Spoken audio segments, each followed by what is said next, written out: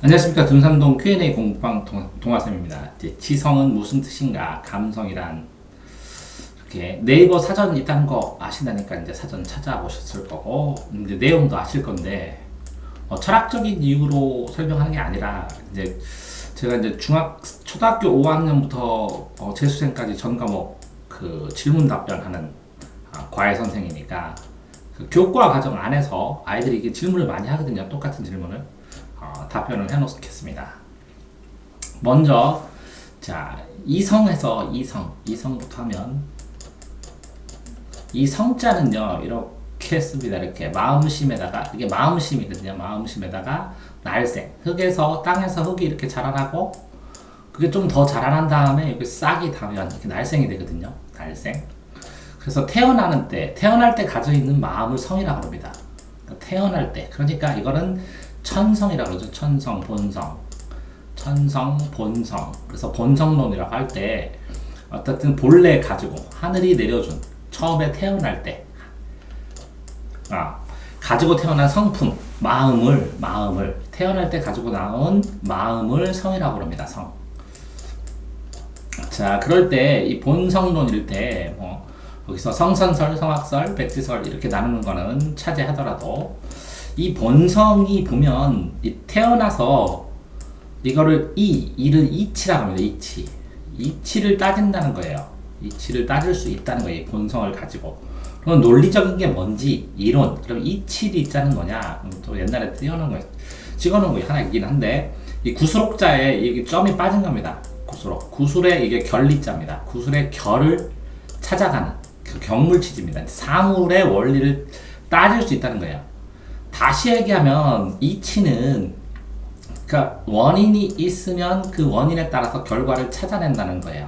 그러니까 다르게 얘기하면 이건 판단력이라는 거예요. 그러니까 이성은 뭐냐? 어떤 원리를 판단할 수 있는 마음이 이성이라고 할 수 있어요. 원리를 판단할 수 있는 마음. 그러니까 합리성이라는 것은 이성에 합당하게 합치되게 이성에 맞게 이치에 맞게 판단하는 게 합리주의입니다. 자, 그러니까 사람이 이렇게 판단할 수 있는 판단력을 가지고 태어난다는 것이겠죠. 자, 그러면 감성은 뭐냐? 그러면 이런 타고난 이 마음을 두 개로 나눴을 때 하나는 감정에 대한 판단이 있고 하나는 이치에 대한 원리에 대한 판단이 있습니다. 그래서 이거를 이황이나 이런 분은 이라고 그러고 요거를 감정에 대한 판단은 기라고 그랬습니다. 기. 자, 그러니까 결국은 뭐냐면 어쨌든 이 마음이 판단할 수 있는 게 이렇게 감정과 이치가 있다는 거예요. 그래서 이 부분은 근본이 되는 이성이라고 그러고 이 이성에 따라서 일어나는 마음들 이거를 사단이라고 하고 인의예지라고 하는데 요거는 그 감정들이 일어나는 거. 그래서 7정이라고 그러고 7가지 감정. 희노애락, 애구욕이 있고 7가지 감정을 판단할 수 있는 능력을 이거를 감성이라고 합니다. 감성은 감수성. 감성을 받는다, 판단한다는 게 감수성이겠죠. 자, 그래서 요거는 이치고 그러면 이거는 감성, 이건 이성이라 할 때 그럼 지성은 뭐냐? 이성을 읽다, 논리적 판단을 못한다, 이성적이다 라고 하죠. 이럴 때 이성은 뭐라고요? 이치에 맞게 원인과 결과에 맞게 판단할 수 있는 마음이 이성이라는 거죠. 그러면 지성은 뭐냐? 보통 이렇게 이성에다가 지식과 지식을 합친 걸 합쳐서 지식을 합쳐서 지성이라고 합니다. 지식이 쌓여있는 이성이라는 거죠. 자, 그러니까 이성적인 것은 누구든 판단을 할 수 있잖아요. 어느 정도 판단을 배우면 그것들이 대학이나 이런 데서 고등학교 하면서 지식이 쌓여가면 지성적이라고 얘기를 많이 하는 것 같습니다.